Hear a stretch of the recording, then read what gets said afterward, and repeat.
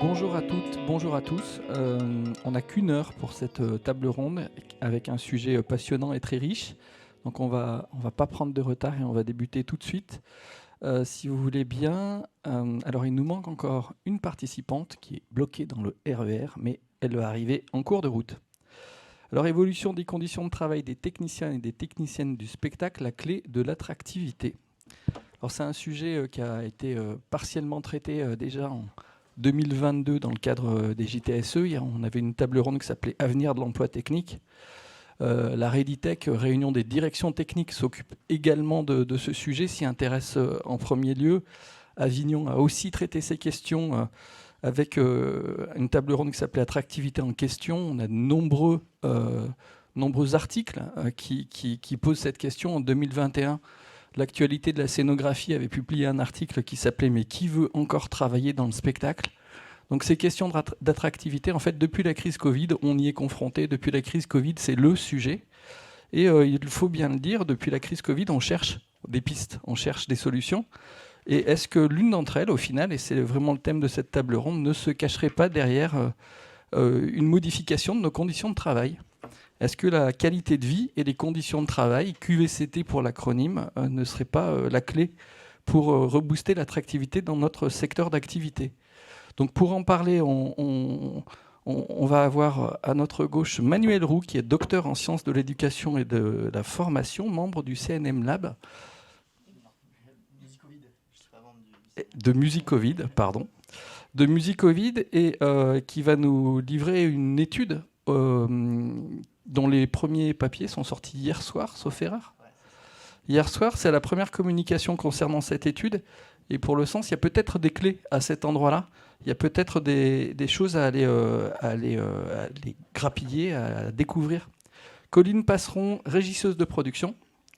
Stanislas Surin, DRH de Magnum et vice-président du Sympaz. Yann Hiller, qui est responsable projet chez Tali Santé. Et puis, nous rejoindra en cours de route, mais là voilà, quelle entrée soignée, c'est parfait. Claire Sercombe, qui est secrétaire générale adjointe du Samtac CGT. Pour ma part, je suis Cyril Puig, consultant pour Pogo Développement, une maison qui s'occupe principalement de management et de prévention des risques dans le secteur du spectacle. Alors on va donc du coup tout de suite se tourner vers Manuel et puis vous demander quels sont les principaux apports de cette étude, et puis dans un premier temps peut-être nous préciser comment cette étude est arrivée, quel est son périmètre, quel est son contexte. Merci beaucoup Cyril. Oui, alors du coup, je comprends la confusion parce que justement, cette étude est issue d'une collaboration avec le CNM, hein, le Centre national de la musique, le CNM Lab plus particulièrement, et une collaboration du coup avec aussi le collectif des régisseurs, et donc Colline vous en parlera un petit peu plus. Voilà, en fait, le CNM du coup nous a contacté, donc voilà, le projet de recherche Musicovid. Donc on a un projet de recherche financé par une ANR.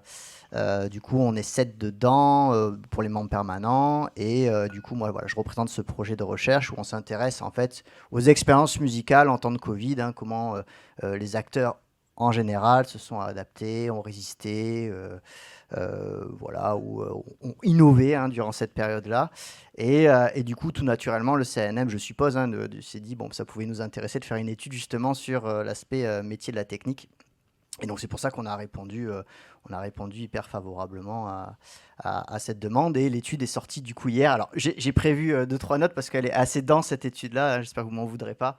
Voilà, je vais un peu lire. Enfin, je vais essayer de rendre ça un peu didactique, mais donc voilà, en fait, donc comment ça arrivé, c'est-à-dire que Colline nous en parlera, mais le collectif des régisseurs, du coup, à la sortie de la pandémie, à l'été 2022, s'est demandé pourquoi ils étaient passés dans cette lessiveuse, voilà. Et donc, du coup, ils ont eu la super initiative de créer un questionnaire pour effectivement comprendre ce qui s'était passé, en fait, tout simplement, hein, pourquoi on en était arrivé là, hein, pourquoi ils en sont arrivés là. Et de par ces résultats de questionnaire, nous, on est entré dans l'équation pour effectivement apporter une expertise sur nettoyer un peu la base de données, essayer de donner une lecture ensemble, hein, vraiment conjointement, effectivement en collaboration hein, avec eux. Donc ça a été des mois de discussion hein, voilà, sur ce qui s'était passé. Et donc du coup, Oui, voilà, il fallait faire un état des lieux, du coup, la situation actuelle, hein, sur, voilà, et la commande du CNM, c'était sur les questions d'attractivité, hein, sur les métiers de la technique et des conditions de travail. Bon, alors, pour resituer en fait le contexte de l'étude, on était allé au BIS, hein, du coup, l'an dernier. Effectivement, les professionnels ont exprimé un certain pessimisme, hein, de la mauvaise santé économique du secteur, des difficultés à recruter de la part des employeurs, la raréfaction des profils techniques, tout ça, voilà. Avec effectivement des chiffres, hein, à l'appui, hein, 83% des recettes de billetterie entre 2019 et 2020 qui ont chuté, donc ça c'est d'après le CNM, toujours d'après le CNM. Les effectifs des techniciens intermittents ont chuté de 20% entre 2019 et 2021. Et le mois d'avril, ça a été carrément en 2020 la disparition du travail, hein, puisqu'il y a une chute de 68,7% par rapport à l'année précédente du coup des métiers de la technique. Avec effectivement une reprise en sur-régime en 2022. Hein. Donc, bon, voilà. Vous le savez toutes et tous, mais bon, je rappelle ces faits-là. Hein. Il y a eu des embouteillages dus au report, voilà, des événements qu'il a fallu effectivement du coup réorganiser, reprogrammer, des pénuries de matériel, des difficultés des employés à recruter des personnels. Bon, voilà. D'après une étude du comité régional des professions du spectacle COREPS, donc Rhône-Alpes, voilà, 59,4% hein, des employeurs ont montré des difficultés à recruter en avril. Voilà, bon, je vous passe en gros, mais il y a eu effectivement des dossiers, comme vous l'avez dit, voilà, quelque chose qui a marqué une profonde inquiétude effectivement du secteur, quoi. Donc nous, on arrive là-dedans. Et du coup, le manque de moyens humains en fait est interprété, voilà, comme une rupture avec un métier passion, hein, qui n'attirait plus. Hein. C'est un peu je dirais la lecture que l'on en a donnée, quoi. Et du coup, bon, ben voilà, c'est comme ça que effectivement on explique la désaffection, la fragilité du secteur économique. Il y a même un rapport du Conseil économique, social et environnemental qui a été posé en mai 2023, hein, qui fait un diagnostic de crise du secteur culturel. Je ne sais pas si vous l'avez vu. Donc voilà, on est vraiment dans un contexte assez compliqué. Donc voilà, ce profil, effectivement, une crise professionnelle. Hein. Pour autant, et c'est là où du coup nous on intervient, c'est qu'en fait on s'est rendu compte, en faisant un état des lieux des chiffres, qu'il y avait aussi des chiffres contradictoires en fait avec cet état des lieux. C'est-à-dire qu'en 2019 et 2022, hein, Pôle emploi, donc ça c'est les chiffres qui sont sortis là récemment, il y a un accroissement pour la quasi-intégralité des postes de la technique. Hein. Il y a une grosse embauche, quoi. Donc plus 11% d'intermittents, d'après le Data Lab d'audience qui confirme effectivement ces résultats, plus 8,5% de permanents, donc sur des structures permanentes, donc pas forcément dans le cadre de l'intermittence en 2019 et 2022. Donc voilà. C'est-à-dire que c'est paradoxal, c'est-à-dire que non seulement on dit sur le terrain on n'arrive pas à recruter, mais quand on prend les chiffres bruts, il y a plus de monde dans notre secteur d'activité. Exactement. Et donc là, on se dit, bon, ben, comment ça se fait, hein? C'est un peu la question qu'on s'est posée. Et du coup, en fait, quand on analyse un petit peu plus précisément les chiffres, on se rend compte que les départs, en fait, s'il y a eu départ, ils ont été compensés, en fait, et qu'on a un manque de lisibilité sur le turnover. Voilà. C'est un peu le truc qui en ressort, et qui est un peu trop vite interprété comme un problème d'attractivité, en fait. Et voilà. Et bon, pour le dire assez rapidement, quand on regarde les chiffres de Pôle emploi, hein, on se rend compte qu'effectivement, pour les 18-25 ans, l'attrait pour le milieu de la musique est toujours là, quoi, hein. C'est les profils les plus mobiles, mais c'est ceux qui ont été le plus compensés, où il y a eu le plus de hausse, quoi. Ceux qui ont été le moins compensés, effectivement, depuis le Covid, hein, c'était sur les tranches de 30-49 ans, quoi. Donc voilà, avec plus 3, quand même 3% de personnel entre 2019 et 2022. Donc voilà. Donc c'est difficile là, avec ces chiffres, d'avoir, comment dire, d'estimer la part effective, hein, des retours à l'emploi. Hein. Et nous, on se dit qu'effectivement, voilà, l'hypothèse que l'on pose, c'est que le problème se situe moins sur la question de l'attractivité pour les entrants, hein, que celui du départ, peut-être des personnes expérimentées, plus difficilement remplaçables, combiné à un turnover qui se conjugue mal, effectivement, avec un été 2022 surchargé. Et voilà. La question du déficit du personnel n'est pas satisfaisante. Voilà. Un des apports majeurs de l'étude, je crois, hein, pour tous ceux qui travaillaient sur la question, c'est qu'on constatait ça sur le terrain, mais c'était très empirique et vous arrivez à poser des chiffres dessus Alors, pour voilà. la première fois, je crois. C'est là où on est arrivé, c'est-à-dire qu'on s'est dit, bon, il fallait changer de focale en fait. Il fallait changer de focale et ne plus seulement prendre la question des entrées et sorties, effectivement, dans la question des métiers de la technique, mais plus des conditions de travail objectives et du rapport subjectif qu'ont construit les professionnels par rapport à ces conditions objectives, tout en faisant l'hypothèse principale que, pour le dire un peu rapidement, il y a eu des carrières Covid, hein, c'est-à-dire que, en gros, on faisait l'hypothèse que tout en sachant que c'était dans une continuité hein, d'un métier, surtout pour les intermittents. On a eu beaucoup d'intermittents. Hein, c'est vraiment, je dirais, le dispositif qui encadre le plus, enfin, vous le savez, hein, du coup, ces métiers-là. Du coup, le Covid a changé ou a été un facteur de changement, je dirais, vraiment un cadre socialisant très particulier pour changer son rapport au métier, quoi. Voilà. Il y a eu un avant et un après, tout en interrogeant la continuité, effectivement, avant le Covid, etc. Et donc, du coup, ce que l'on a fait, alors pour le dire d'un point de vue très méthodologique, hein, pour vous dire, pour bien cibler ce que l'on a fait, en complément, effectivement, de l'enquête du collectif des régisseurs, on a interrogé 24 techniciens régisseurs, dont 20 intermittents, un auto-entrepreneur, un salarié, 2 reconvertis et 4 partiellement reconvertis. Voilà. Ensuite, on a interrogé un chef d'entreprise de prestations techniques et 3 représentants syndicaux, du coup Sympa, Symptac, CGT et SMA, ainsi que 2 employés de Thalys Santé, dont je remercie pour ceux qui se reconnaîtraient dans l'enquête, complété par 150 entretiens auprès des travailleurs plus larges dans les milieux du live, quoi. Donc ça fait une grosse... voilà. Sur les résultats, du coup, hein, j'essaye de faire vite. Hein. Du coup, ce que ça dit, ces entretiens avec des données du coup qualitatives. Hein. Effectivement, on a sorti des chiffres, mais ce qu'il faut prendre en compte, je pense, c'est vraiment l'aspect discours et l'aspect, je dirais, retour de terrain de la part des travailleurs sur un panel, bon voilà, qui est 24 personnes, on peut questionner la représentativité, mais bon voilà, c'est déjà 24 personnes, quoi. Donc déjà, la question de l'universalité de l'année blanche. On s'est rendu compte qu'il y avait beaucoup plus d'inégalités en fait par rapport à cette année blanche. Déjà, voilà, seulement du coup les intermittents ont pu en bénéficier qui avaient fait assez d'heures. Il y avait une inégalité sur les renouvellements de l'intermittence. Hein, voilà, ils n'avaient plus leur maîtrise. Tous n'avaient pas la même maîtrise sur le rapport au temps, hein, qui est extrêmement important pour faire ces heures, au niveau du taux notamment. Des inégalités de genre aussi, hein, par rapport au fait qu'on ait eu des enfants ou pas, voilà, pour les femmes durant cette période-là. Différence aussi de statut et de pratique des employeurs pour la question du chômage partiel. Voilà, on a mis du coup à travers l'aspect de l'année blanche des conditions d'embauche qui impliquent une plus grande vulnérabilité qu'avant la période du Covid.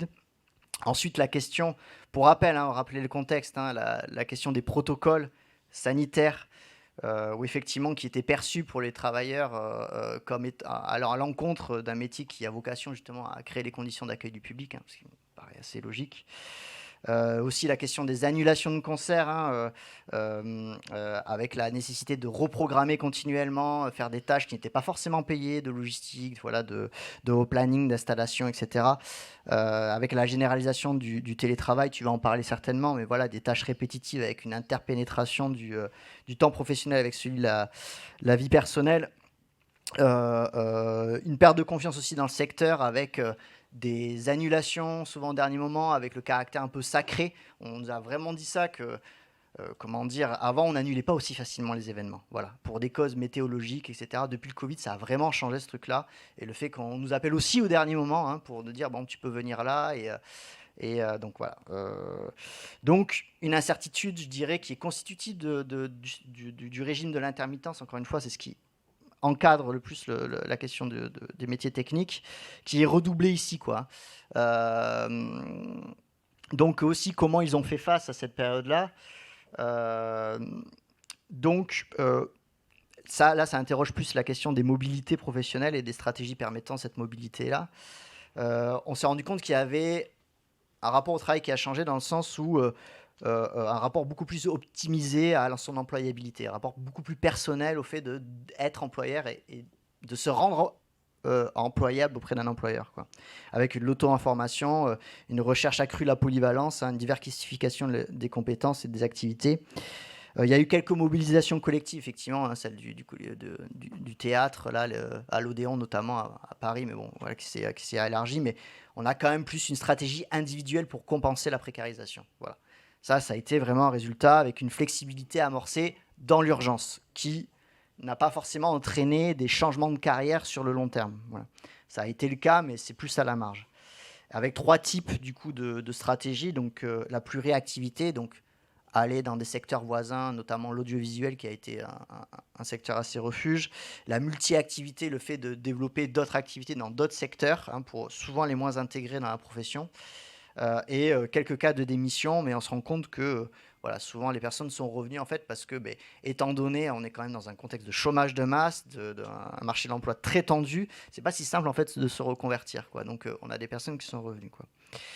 Et ensuite la question du coup de la reprise, où effectivement la question de la reprise en 2022, à l'été 2022, a autant été vécue comme un retour salutaire à la vocation professionnelle et à la sécurité de l'emploi qu'un facteur de burn-out. Et c'est là tout le paradoxe, en fait. Je ne sais pas combien j'ai de temps pour développer ça. Ben là, c'est bien dépassé depuis 2 minutes. Mais pour faire plus... Est-ce que je peux peut-être citer une phrase qui, je crois, a beaucoup de sens liée à notre préparation. C'est: il y a eu beaucoup d'espoirs déçus lors du retour de la période Covid. Est-ce que tu as quelques verbatim pour l'illustrer, peut-être ? Oui. Là, par exemple, là, on a Corinne qui nous dit, on a anonymisé. Le Covid n'a rien changé, c'est malheureux. Je suis peut-être un petit peu résigné. On a une autre enquêtée aussi qui nous dit, effectivement, on s'est rendu compte, en fait, qu'on était exténué avant le Covid, que le temps du Covid, pour ceux qui ont eu la chance d'avoir ce temps-là de réflexion, tout en sachant que l'année blanche a été, voilà, Monsieur Macron l'a annoncé 2 mois après la question de la pandémie. Donc avant, on était dans un flou artistique, hein. Ça, il faut quand même bien le noter. Et donc du coup, pour ceux qui ont eu la chance d'avoir l'année blanche, ils ont pu se poser des questions à ce moment-là, en fait, sur la profession, quoi. À se dire, bon, attendez, c'est pas normal, en fait. La passion du boulot excuse beaucoup trop de choses, en fait, quoi. Et du coup, on a eu effectivement des personnes qui, après, ont eu des espoirs déçus, effectivement, parce qu'ils n'ont plus eu le temps de réfléchir, qui ont réintégré du coup le travail en 2022 sur les chapeaux de roue en disant, quelque part, il faut sauver le secteur, en fait, hein. Voilà, c'était un peu l'idée qui était derrière ça. On a une mission presque de service public culturel, en fait, hein. Ça a été vécu comme ça, j'ai l'impression, et qui, en fait, le fruit de ces réflexions n'a pas pu aboutir, en se disant, en fait, du coup, ça devait se faire avant. S'il devait y avoir eu un rapport de force, ou du moins si on était gagnant dans les négociations, ça aurait dû se faire avant, en fait, quoi. Et c'était trop tard. Et du coup, je crois que le résultat principal de cette étude-là, que l'on peut en sortir, il faudrait compléter et généraliser, hein, mais c'est que là où effectivement on a de la métier passion, où on est dans un secteur, un marché du travail qui exploite bien, hein, effectivement, ce régime vocationnel à la profession, hein, je dirais. Là, effectivement, on a une intériorisation des contraintes professionnelles avec un rapport beaucoup plus individualisé à la précarisation, quoi. Et peut-être que c'est l'aspect le plus inquiétant, effectivement, de ce qui ressort de cette étude-là. Merci Manuel. Cette étude, donc navré de devoir couper parce qu'en plus c'est passionnant, et on a envie d'en connaître plus. L'étude, on la trouve où ? Sur le site du CNM Lab, elle est gratuite, donc vous pouvez la télécharger en PDF. Voilà, c'est pas en version papier. Je crois pas qu'il y aura de version papier, j'en sais rien en fait, mais voilà, elle est disponible dès à présent. Et vous pouvez m'envoyer un mail aussi si vous voulez, manuel.roux@hotmail.fr. Je vous enverrai du coup l'étude et puis même pour discuter si vous voulez. Merci. Colline, alors on a cité plusieurs fois déjà le questionnaire du collectif des régisseurs, on va en parler, et puis moi je suis aussi curieux de savoir si tout ce qu'on vient de se dire fait vraiment écho à la situation vécue par les régisseurs sur le terrain. Oui. Bonjour à tous. Oui, ça fait écho. Donc, je vais représenter rapidement le collectif, en fait, qui est né 2022, printemps-été 2022, justement, avec le retour au travail un peu la lessiveuse, comme tu as dit. Je crois que le mot est bien trouvé. Où on se retrouvait tous un peu en tant que régisseurs, en tant que techniciens aussi, mais bon, là, je vais parler principalement des régisseurs, à subir un petit peu les mêmes problématiques. Et à se dire que en fait c'était comme ça, et on s'est dit non, en fait il faut pas que ça reste comme ça. Déjà, est-ce que c'est un ressenti juste entre nous, ou est-ce qu'il y a des faits, est-ce qu'il y a des chiffres, est-ce qu'on peut avoir une vraie lecture de ce ressenti, ce qu'on n'a pas trouvé. Et donc on a mis sur pied un questionnaire à destination des régisseurs de musique actuelle, pour essayer d'avoir un peu des retours de terrain chiffrés sur les ressentis qu'on avait par rapport aux conditions de travail, par rapport au salaire, par rapport à plein de petites choses comme ça qui font notre quotidien en tant que régisseur.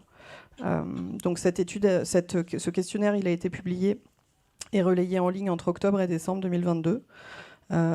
Effectivement, il a mis à jour un petit peu en partie ce que tu disais.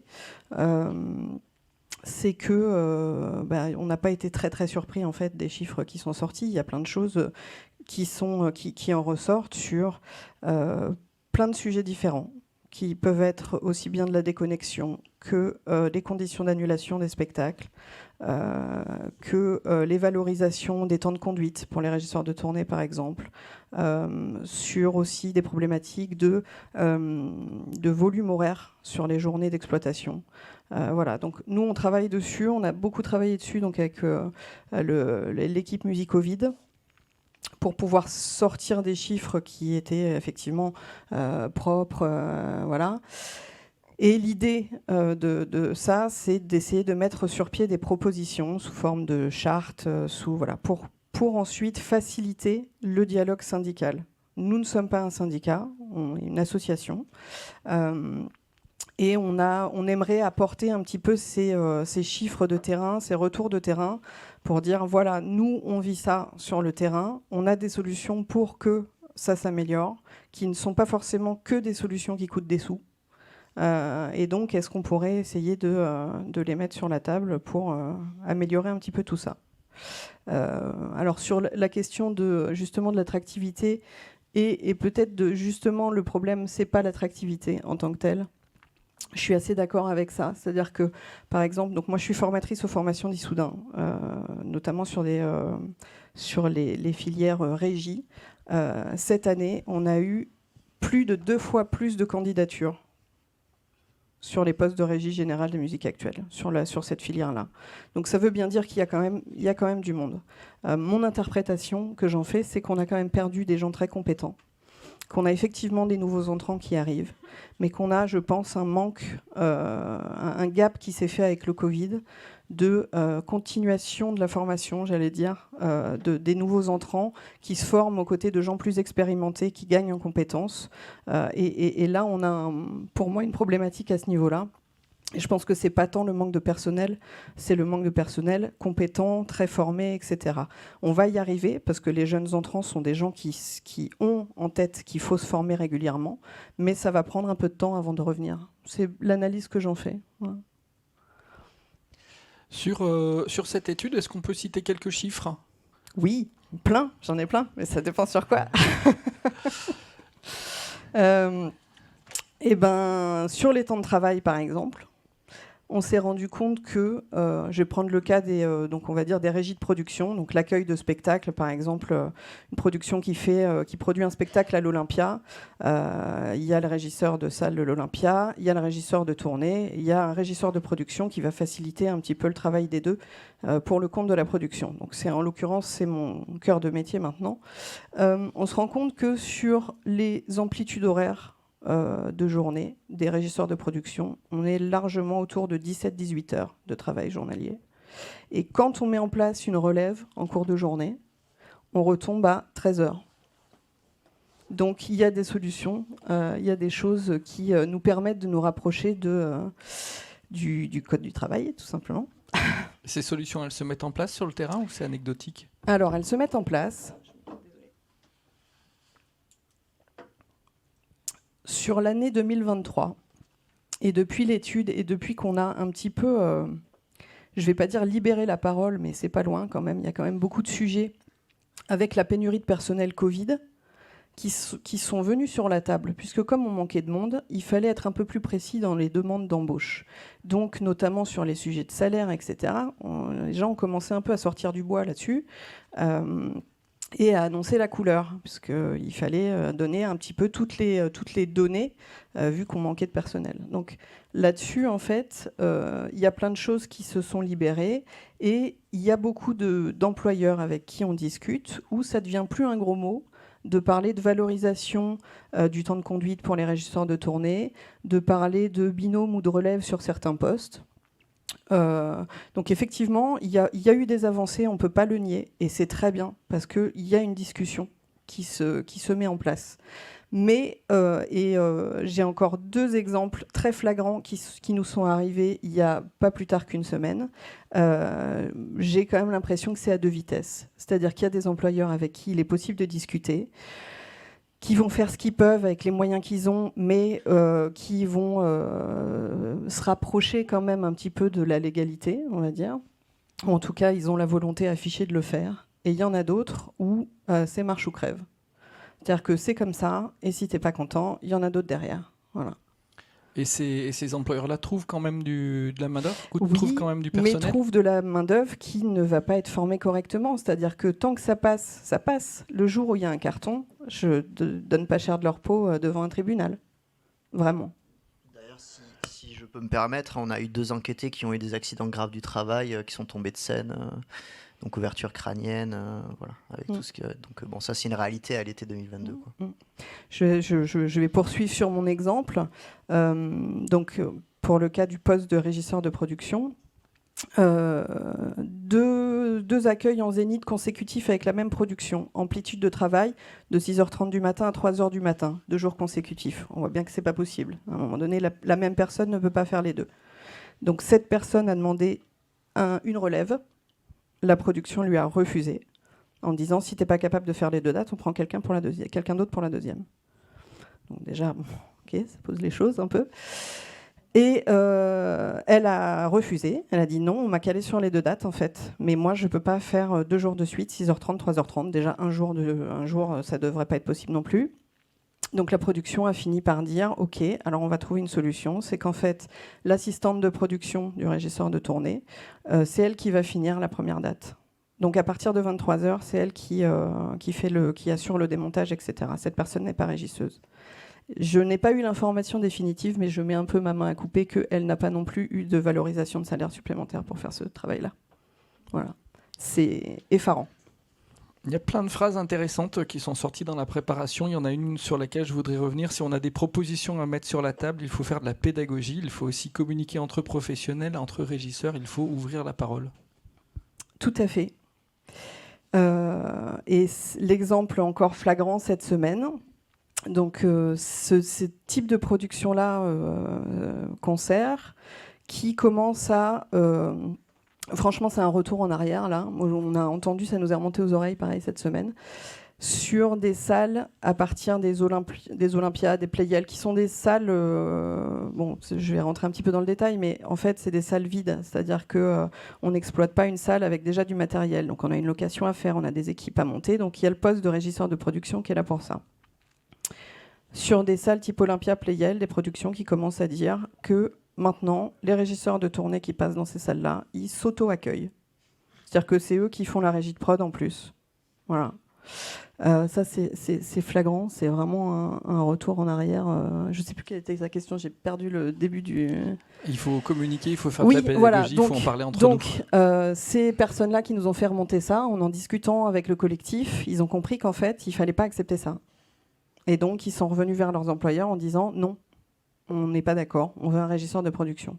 Et ils ont obtenu gain de cause. Donc en fait, il y a vraiment de la pédagogie à faire entre nous, c'est-à-dire que ces conditions-là, pour éviter les retours en arrière comme ça, parce que en fait, les gens n'ont pas connaissance des usages, les nouveaux entrants justement qui sont un peu juniors, qui n'ont pas toute cette culture-là de c'est comme ça qu'on fait, ou en tout cas c'est comme ça qu'on essaye de faire, s'ils ne le savent pas, si on ne communique pas dessus, ils vont accepter des choses pour se rendre compte 5 ans après qu'ils n'auraient jamais dû accepter ça et qu'on est revenu 5 ans en arrière. Donc la pédagogie, elle est déjà à notre niveau, elle est aussi dans les discussions avec les employeurs. Voilà. Alors on parle déjà de dialogue dans ce contexte-là, donc départ, fort turnover des expérimentés, des avancées sur le terrain et puis peut-être pas. Du coup, on va s'intéresser à la position des syndicats dans ce contexte-là, avec Claire Sercombe et avec Stanislas Surin. On commence peut-être avec Claire pour voir de votre côté comment ça résonne, tout ce qu'on vient de se raconter sur le terrain, voir également s'il y a des pistes de solutions à cet endroit-là. Merci. Moi, j'ai aussi une anecdote en lien avec ce que Colline évoquait sur un festival où des techniciens ont travaillé 27 heures d'affilée à l'été 2022 parce qu'il fallait absolument démonter la grande scène pour que le matériel parte ailleurs. Sous fond de sous-effectifs, ça interroge la question de la santé par rapport à la fatigue, mais aussi de tous les subterfuges utilisés pour résister à la fatigue, qui est un autre vaste sujet dans nos secteurs d'activité. Et je voulais, juste avant d'aborder mon propos, pondérer sur ce que disait Manuel sur l'individualisme, c'est-à-dire l'adaptation individualiste.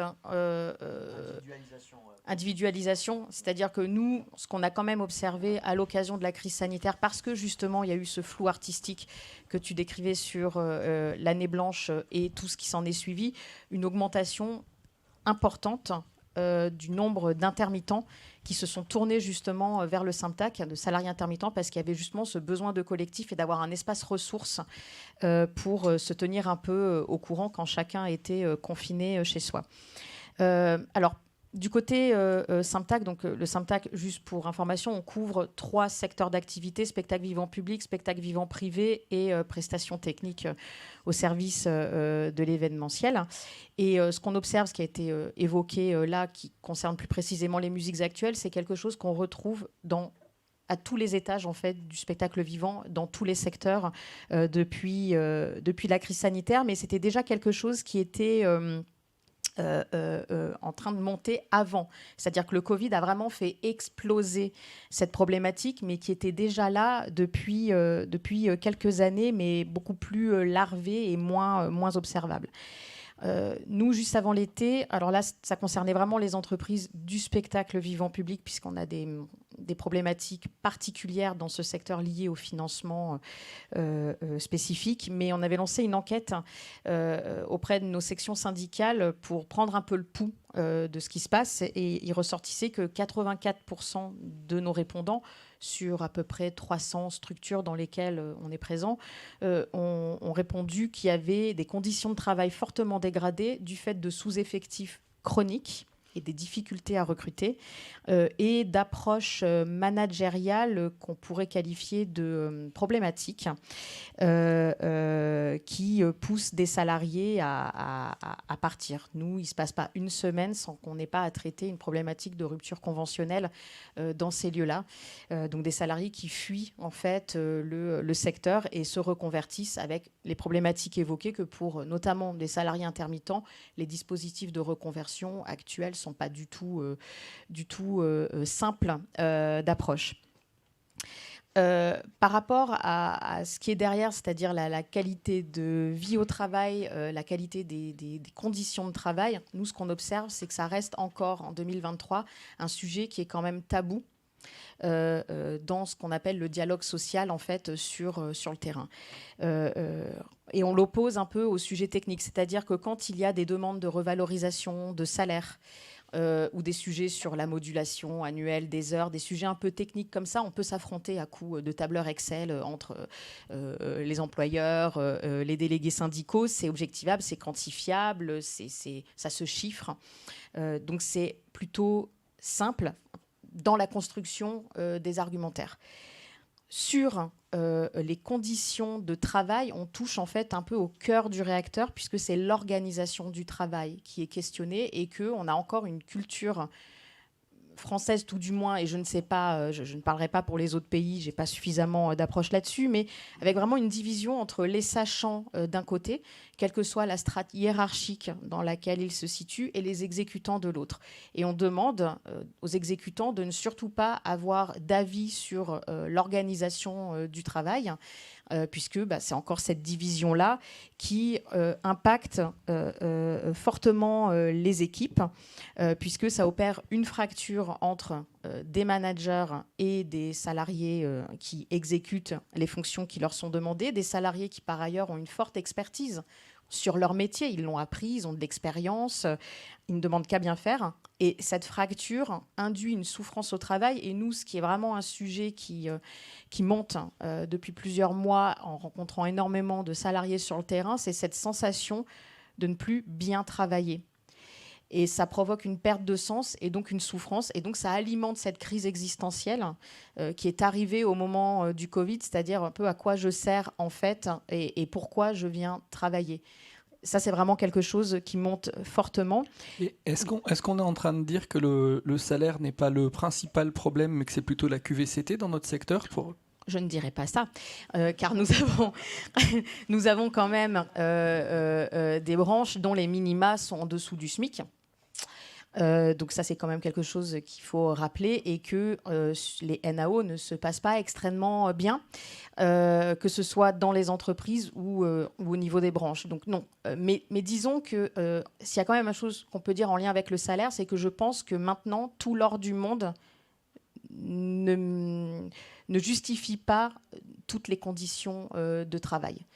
Et on voit notamment, alors là je parle dans les entreprises publiques du spectacle vivant, des hauts postes à responsabilité qui sont rémunérés correctement, des directeurs techniques, directrices techniques ou des administrateurs, administratrices qui quittent le métier parce qu'ils ne veulent plus travailler dans ces conditions-là, parce qu'ils sont pris entre le marteau et l'enclume, et qu'il y a vraiment une perte de sens. Donc on voit bien que sur certains postes précis, c'est plus une question de salaire. Mais la question du salaire reste quand même extrêmement importante, mais elle est de plus en plus corrélée à la question des conditions de travail. On voit, nous, dans les interrogations qu'on a de nos représentants au CSE, nos délégués syndicaux, de plus en plus d'entreprises qui veulent mener des enquêtes internes, justement, sur la QVCT, comment on l'améliore. Et ça, c'est des sujets qui étaient très marginaux avant le Covid. Il y a vraiment une prise de conscience qui est peut-être générationnelle, ça mériterait qu'on l'analyse un peu plus finement sociologiquement,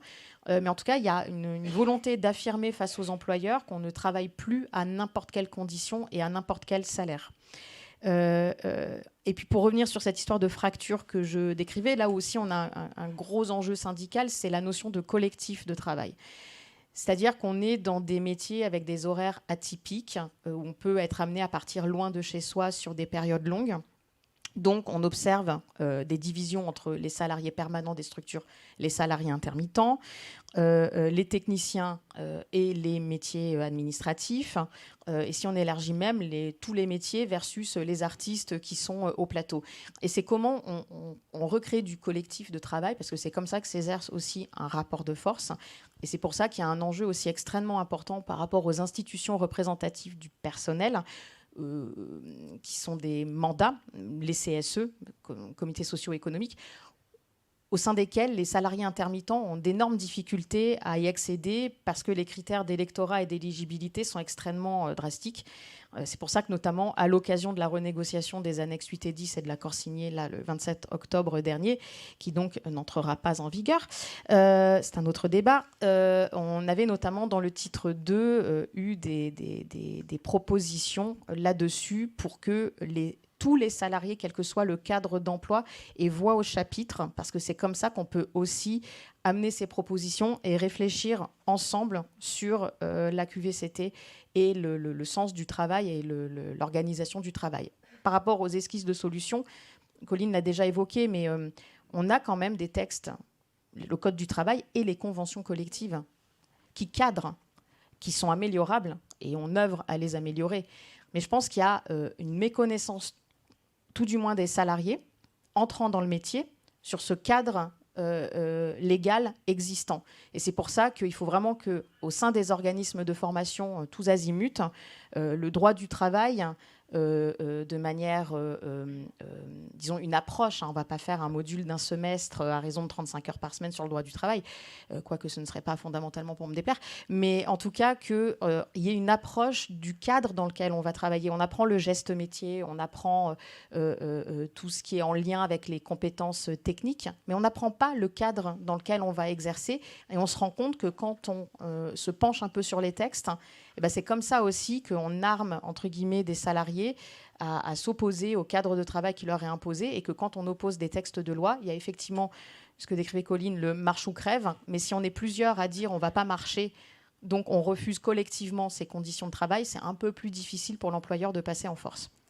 Et avant de passer la parole à Stanislas, une question, est-ce que vous avez connaissance sur le terrain d'entreprises qui sont saisies vraiment de la question de la QVCT, et si oui, qu'est-ce que ça change ? Alors, les entreprises qui se saisissent de la QVCT le font sous la menace de préavis de grève. Donc oui, il y en a qui s'en saisissent.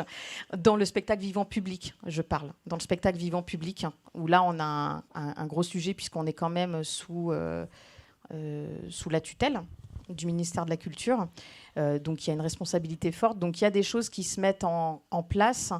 Mais ça reste encore assez embryonnaire, et en tout cas j'ai pas l'impression que ça se passe tant dans le champ du dialogue social ou des institutions représentatives du personnel. Ça reste plutôt de manière informelle des retours qu'on a, mais hors champ du spectacle vivant public, où là c'est beaucoup plus structuré en termes d'approche là-dessus. Enfin, ça commence à se structurer. Merci. On va passer la parole à Stanislas pour lui demander s'il partage ce que nous avons justement partagé jusqu'à maintenant, nous donner aussi le point de vue du Sympaz sur ces questions-là, et puis peut-être nous dire si, de son point de vue, les questions d'attractivité se jouent exclusivement sur les questions de QVCT. Beaucoup de choses à dire déjà.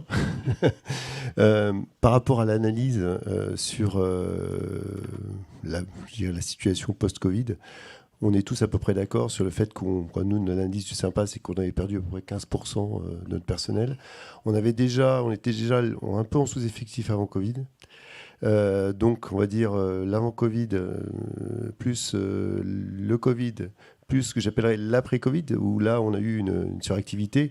C'est-à-dire que le trou dans la raquette, il était assez important à combler en termes de compétences et de personnel. Il y a les deux, les compétences et les personnes. C'est clair que les gens ont découvert pour le Covid, il y a beaucoup de personnels techniques qui n'ont pas souhaité être les bras croisés en attendant que ça revienne. Ils sont donc allés sur d'autres métiers. Ils ont trouvé que ces métiers étaient aussi passionnants. Donc, et il y en a quelques-uns qui sont restés, il y en a d'autres qui sont revenus aussi. Donc cette réalité, on la vit, et puis on la vit aussi avec l'augmentation, la suractivité qu'on a connue en juin 2022, qui a eu des effets aussi pervers, parce que déjà on ne pensait pas qu'elle serait aussi brusque, elle était assez soudaine, et du coup c'est vrai que ça a pu déclencher, je pense, des burn-out et ce genre de choses. Il ne faut pas se voler la face sur l'analyse qui a été faite, qui est plutôt juste. On a donc ce trou dans la raquette qui s'est fait sur une période de 2 ans, qu'il faut rattraper avec... c'est-à-dire que pendant 2 ans, il n'y a pas eu d'alternance, ou très très peu. Et on n'a pas du coup formé, ou très peu. Donc ce trou dans la raquette qui existe, il faut le rattraper dans le temps, en prenant en compte tous ces critères-là qui sont globalement importants. Malgré tout, on est toujours un métier passion. On attire toujours autant. Je vous donne un exemple. Là, quand on fait un village métier, on reçoit 650 demandeurs d'emploi. Il y avait 650 places, elles sont toutes pourvues. Donc ça veut dire qu'on attire. Par contre, il est clair que le trou dans la raquette, il est sur la compétence et expertise. Aujourd'hui, on a perdu des gens en expertise. Et c'est clair qu'il faut... faire monter les gens existants qui étaient à un niveau X, les faire monter en expertise. Donc là, il y a l'AFDAS qui est là pour accompagner les montées en compétences. Et c'est important de le signaler, c'est qu'on a la chance d'avoir l'AFDAS qui accompagne notre secteur d'activité. Donc ça, c'est important on doit rattraper le temps, c'est-à-dire s'occuper de ceux qui sont dans notre secteur et les faire monter en compétences peut-être un peu plus rapidement que l'on l'aurait souhaité, mais on n'a pas le choix. Et puis aussi, il faut continuer ce devoir d'attractivité qu'on a, je pense, négligé par le passé parce que ça tournait tout seul. Et que là, maintenant, il faut déployer un peu plus d'efforts pour attirer les gens vers notre secteur. Et ça, on n'a pas été habitué. Ça tournait tout seul, donc on ne se posait pas de questions. Donc c'est là où... Dans la préparation, tu disais on est un peu des enfants gâtés à cet endroit-là. Tout à fait. Ah, mais c'est tout à fait ça. On est des enfants gâtés en tant qu'employeur. Oui, avant, on passait une annonce, on avait 50 CV. Non, maintenant, on en a peut-être 5-10 et ils ne cochent pas toutes les cases. Ah, oui, mais c'est plus la même période. Et ce qui me rassure, c'est que c'est pas que notre secteur, c'est aussi les autres secteurs. On n'est pas plus ou moins bon que les autres. La pénurie de main-d'œuvre, elle n'est pas propre à notre secteur d'activité, elle est propre à tous les secteurs. Voilà. C'est vrai qu'un technicien, on ne claque pas dans les doigts, on ne le forme pas en 6 mois. Donc c'est vrai que ça demande du temps, ça demande des retours d'expérience, de terrain. C'est un métier qui s'apprend bien sûr avec une formation initiale, mais qui s'apprend avec la formation continue, qui s'apprend au contact des professionnels et que ça demande du temps. Et un des sujets notamment, c'est la transmission des savoirs entre je dirais, un ancien et un junior. Avant, on le faisait, on avait le temps sur le terrain. Maintenant, on n'a plus le temps de transmettre les choses. C'est aussi un des sujets qui peut complexifier la notion d'expertise. Avant, on avait le temps sur le terrain de transmettre ces savoirs. Donc le constat, il est là, mais le constat, il est positif aussi. Faut être conscient que les attentes aussi ne sont pas les mêmes en termes de qualité de vie au travail. C'est clair qu'elle a évolué, mais comme la société a évolué, c'est pas propre à notre secteur. On l'a peut-être un peu négligé en je dirais, thésaurisant sur le côté passion, mais les attentes changent. Donc c'est pas propre à notre secteur. Peut-être qu'on a peut-être un peu trop tiré sur la corde, et ça, faut faire notre mea culpa là-dessus. C'est pas un sujet. Mais je pense qu'aujourd'hui, une entreprise ou un employeur qui n'en tiendrait pas compte, qui serait complètement à côté de la plaque. Et notamment, on parle de marque employeur. La marque employeur, c'est aujourd'hui, avec les réseaux sociaux, avec le bouche à oreille, excusez-moi, un employeur qui sait pas être à l'écoute de ses collaborateurs, qu'il soit permanent ou intermittent, je donne pas cher que la personne aille à droite à gauche. Donc, entre guillemets, l'employeur, il n'a pas le choix.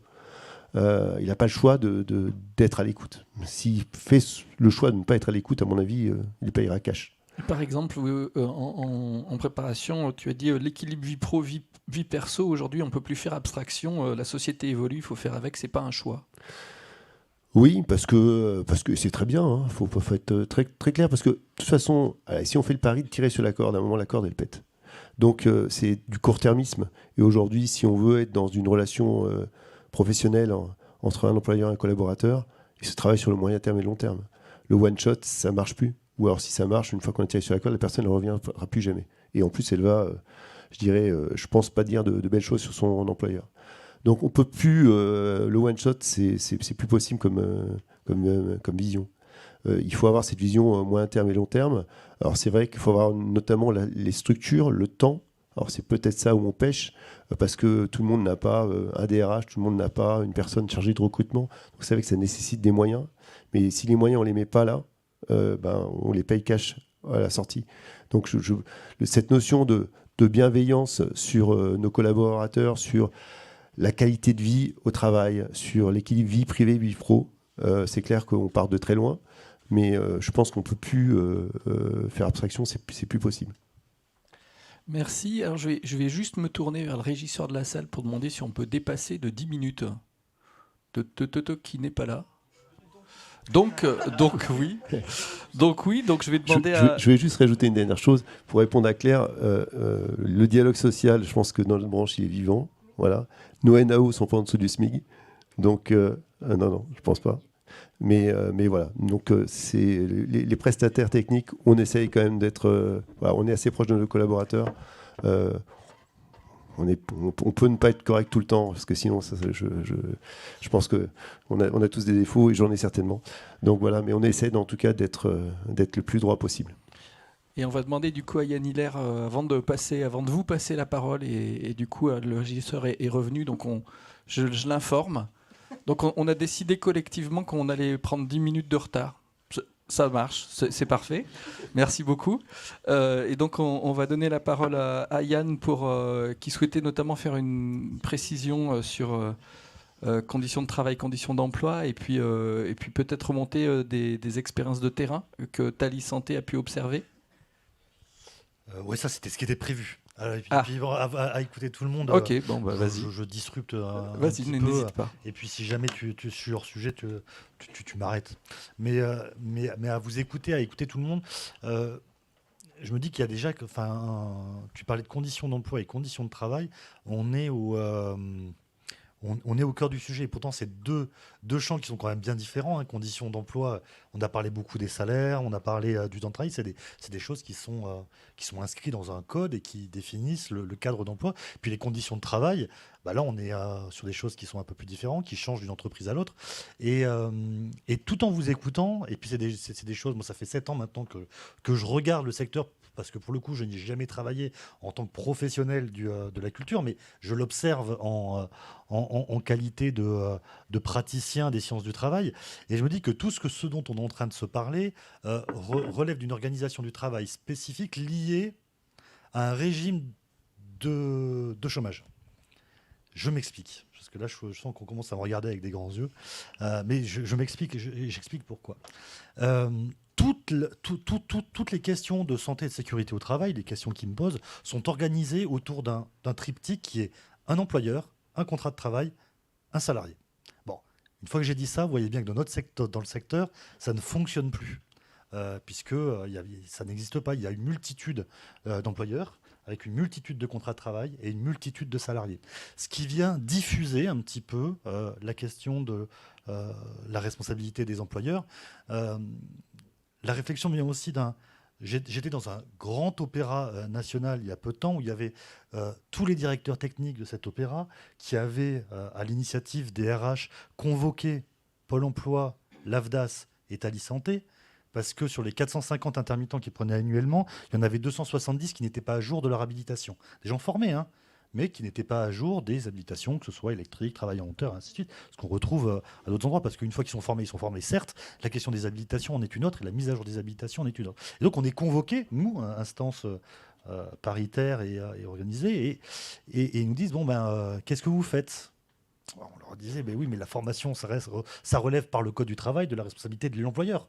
Moi, je veux bien qu'à la santé, on demande des habilitations, ce qui n'est plus notre cas, mais même l'AFDAS, vous avez cité l'AFDAS tout à l'heure, l'AFDAS a une responsabilité d'accompagner les entreprises dans la formation de leurs salariés. Et en fait, on n'en est plus là. C'est-à-dire qu'on autonomise. Tu parlais d'individualisation face aux réactions, mais le système veut ça. Nous sommes face à notre système de l'intermittence et le proto-concept de l'ubérisation. Et donc, on a certes des collectifs qui se montent, t'en es l'expression même, et puis les syndicats aussi, mais chacun est face à ses responsabilités qui ne sont pas assumées. Et je ne veux pas jeter la pierre du tout aux employeurs, mais qui ne sont pas assumées par les employeurs. Parce que vous ne pouvez pas assumer, quand vous embauchez 4 000 intermittents à l'année ou 10 000 intermittents à l'année, être de la même manière avec eux que vous ne l'êtes avec les CDI que vous embauchez du 1er janvier au 31 décembre. Et en fait, tout un tas de problématiques qui sont liées aux conditions d'emploi, parce que cette diffusion vient... je ne sais plus qui c'est qui parlait tout à l'heure, on parle de l'employeur ou des employeurs. Mais il en existe une multitude. Il y a des employeurs qui font très bien le job. C'est-à-dire qu'on va travailler, on est bien pris en compte, et moi j'en connais, j'en vois plein, et des structures qui accompagnent les questions, qui ont inventé la QVCT avant qu'elle soit labellisée par l'ANACT et l'ARACT avec des véritables choses. Et puis tu as des mauvais employeurs qui aujourd'hui encore te font travailler 17 heures ou te font travailler 27, 40 heures, je crois même, il y a certains 27, et qui à la limite te fournissent la cocaïne pour que tu puisses tenir les 27 heures. Ça existe. Mais ce n'est pas les mêmes employeurs. Donc on ne peut pas dire l'employeur.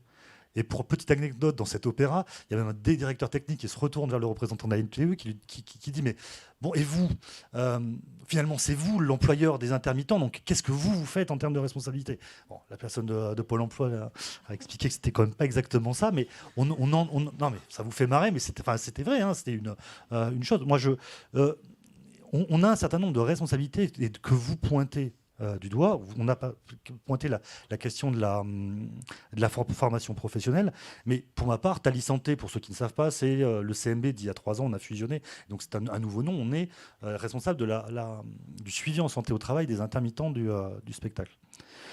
Pour toutes les professions de France, la santé au travail, c'est la responsabilité de l'employeur. C'est l'employeur qui est responsable de ça, et vous ne pouvez accéder que si l'employeur demande une visite. Et ce qui est diffusé, en fait, c'est devenu, dans le secteur, c'est un permis de travail. Vous ne pouvez plus, dans certains secteurs, être embauché si vous n'êtes pas à jour de votre santé au travail. Ce qui déjà change un petit peu le rapport avec nos services. Vous pouvez l'imaginer, si moi je vous empêche de bosser, vous avez le droit de râler si je ne vous donne pas de visite, ce qui est une chose. Et en même temps, même sans contrat de travail, on a des gens qui le demandent, parce que dans les écoles de formation, aujourd'hui, on dit à un jeune régisseur qui va arriver sur le marché de l'emploi et qui va vouloir commencer à bosser au mois de juillet, appelle Tali au mois de février-mars pour avoir un rendez-vous pour pouvoir bosser. Oui, c'est la santé au travail, pas la santé des étudiants. Donc on s'y plie, hein.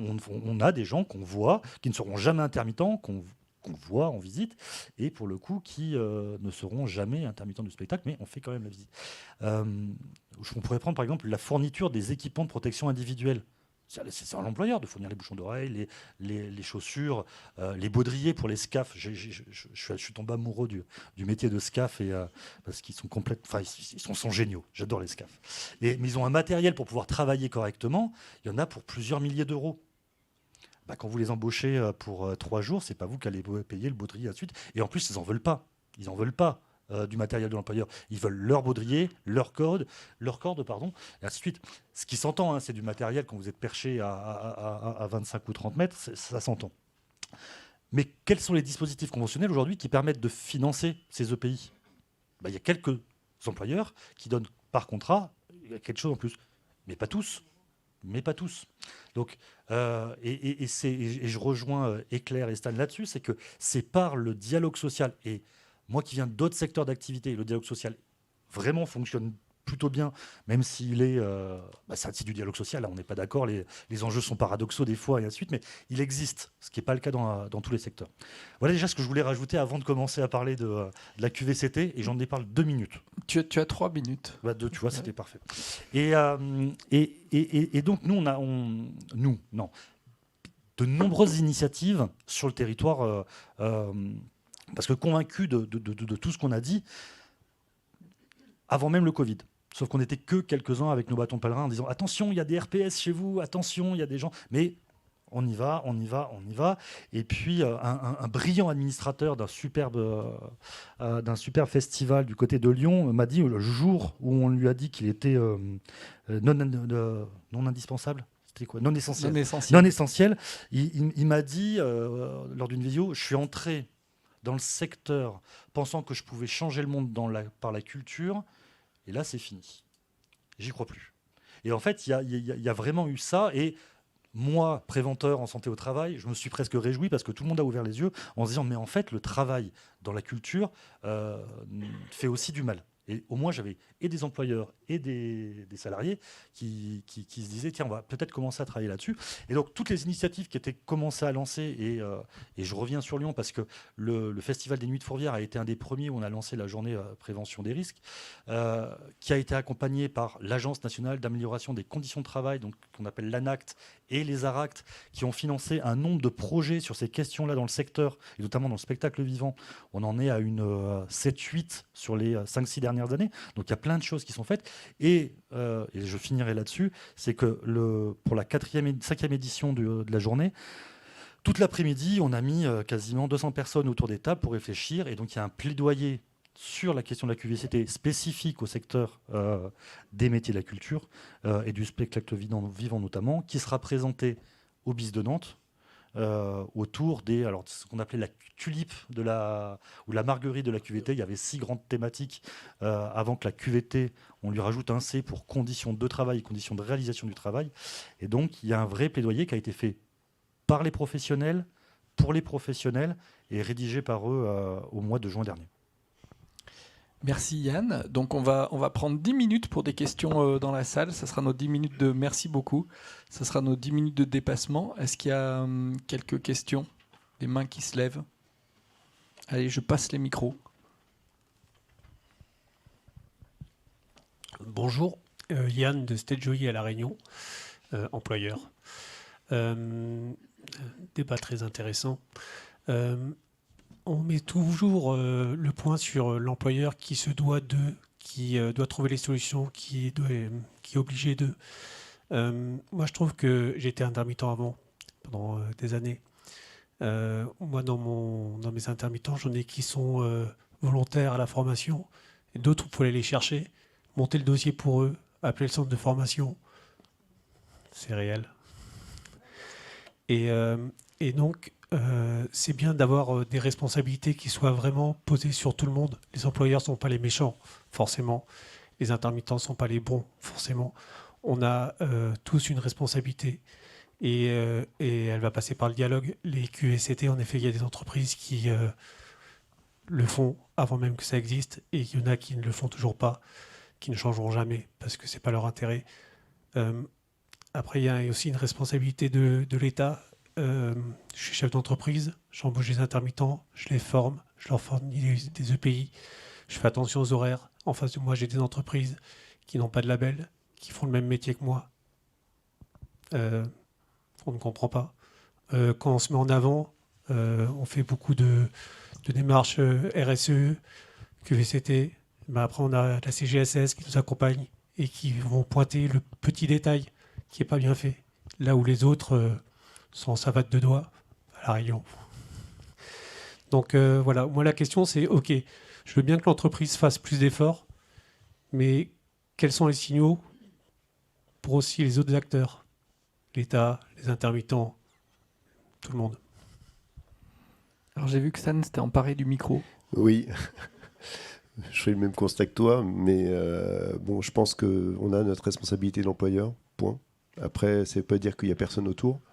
C'est clair, je prends l'exemple, les intermittents ont besoin d'une fonction RH internalisée au sein des entreprises parce qu'il faut les accompagner. L'AFDAS les accompagne de leur côté, mais il faut que nous, on fasse notre part. Et puis l'employeur, il est responsable de ses collaborateurs. Point. C'est pas moi qui le dis, c'est le code du travail, c'est la loi, c'est comme ça.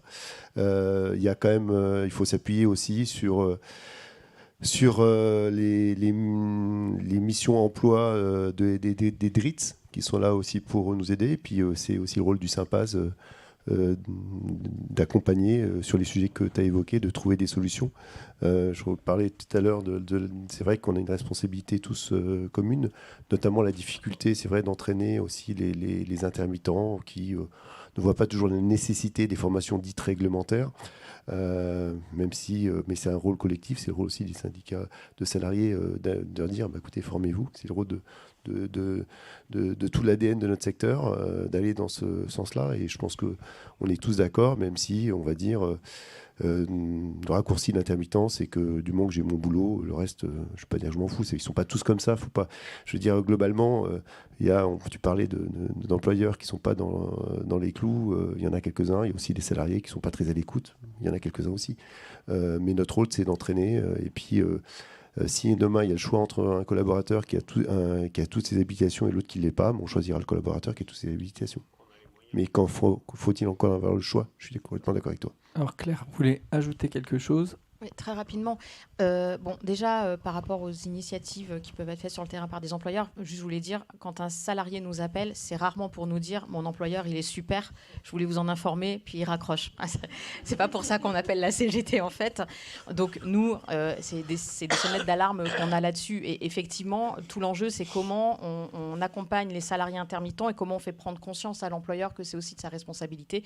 Puisqu'on parlait de l'AFDAS, il y a aussi un dispositif très intéressant, ce sont les appuis conseils en RH, en management, voilà, où ça va être prolongé d'ailleurs. Il y a des discussions en cours, mais voilà, on n'a pas. Je sais que c'est extrêmement complexe. Moi, dans une autre vie, j'étais administratrice dans le spectacle vivant, donc je connais le millefeuille qu'on doit gérer, législatif, réglementaire, financier, etc. Je sais que c'est complexe, mais c'est pour ça qu'il ne faut pas hésiter à se faire accompagner par qui de droit qui est habilité à le faire.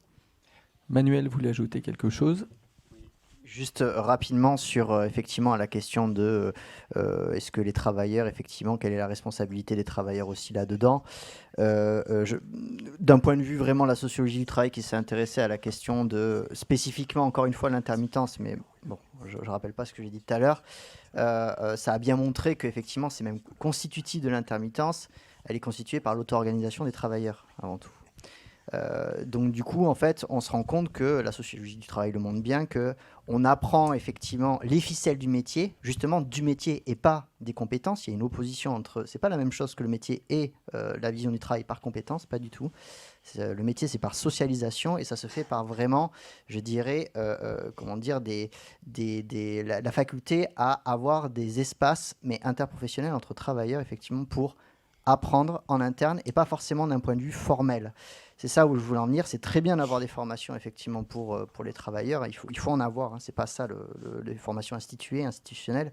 Mais rien ne remplace effectivement ces moments qui sont informels. Et oui, je comprends que on ait une volonté un petit peu plus, je dirais, de dirigiste peut-être, ou du moins de formaliser ce qui passe effectivement à travers des zones grises comme ça, comme des temps d'échange, etc., genre peut-être lors de mobilisation, mais dans des temps de travail, etc.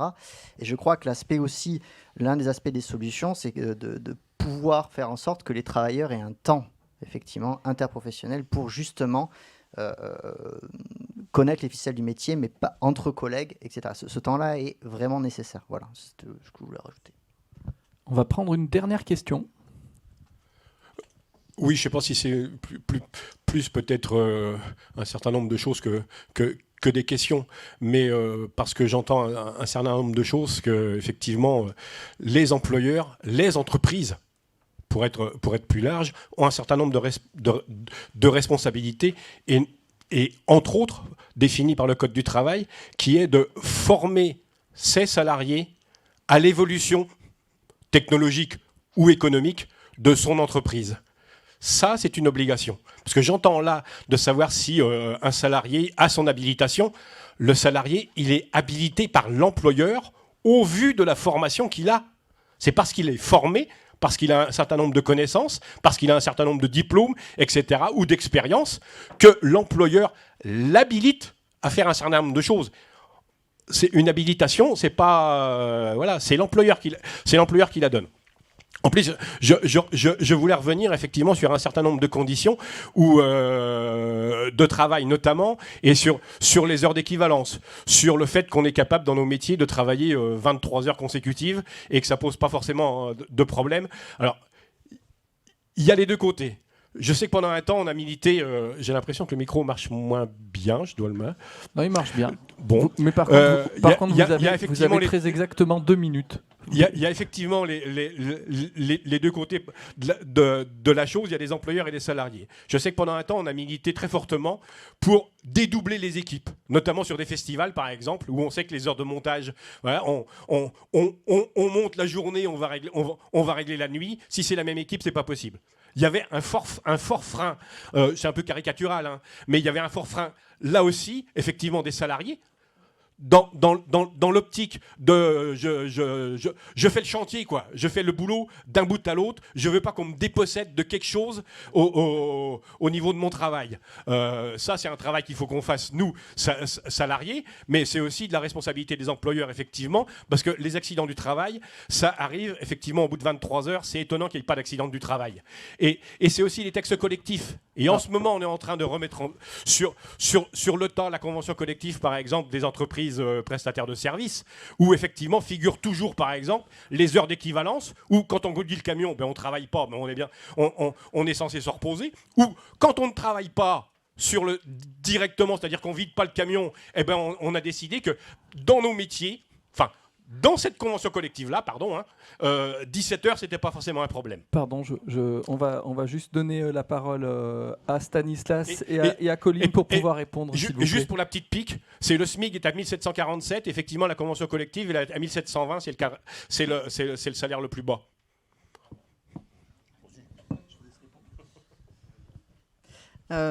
Juste pour répondre sur le fait qu'effectivement certains intermittents ou certains salariés volontairement tordent le bras à la convention collective aussi dans leur intérêt, c'est quelque chose qui existe. C'est pas pour ça que on cautionne ça. En tout cas, dans les discussions qu'on a nous au sein du collectif, on sait que ça passe aussi par le respect de la convention collective pour nous. C'est-à-dire que c'est pour tout le monde. C'est-à-dire que oui, on va peut-être toucher un peu moins d'argent, oui, on va prendre un peu moins d'heures, mais si ça peut permettre de faire travailler tout le monde correctement, je pense qu'il faut tendre vers ça et qu'il faut presque ne plus laisser le choix et ne plus laisser d'espace à ça. Alors ça ne va pas ravir tout le monde, mais il faut le faire. Stanislas, pour le mot de la fin. Oui, alors je vais éviter de répondre à Patrice, sinon ça va être trop long. Je pense qu'il faut que tu revoies la convention collective. Il y a quand même des choses qui sont faites. Ça a été validé par la DGT, donc si ce n'était pas conforme, ne vous inquiétez pas que la DGT nous tirait l'oreille par rapport à la validité de la convention collective. Donc ça, c'est juste une petite aparté. Je voulais juste aussi faire la promotion d'un organisme paritaire qui s'appelle la Commission paritaire nationale. En plein formation du spectacle vivant, excusez-moi, c'est un acronyme qui est un peu compliqué, qui s'appelle la CPNF-SV, qui a un site internet sur lequel vous pouvez aller. Il y a des renseignements sur les métiers, sur les formations. C'est passionnant, donc allez-y. Je pense que c'est un organisme paritaire déjà, dont on est coprésident avec Claire. Et c'est un endroit où vous avez beaucoup d'informations. Voilà. Merci beaucoup aux intervenants, merci beaucoup à tous et puis merci beaucoup aux régisseurs pour nous avoir laissé ces 10 minutes de rab.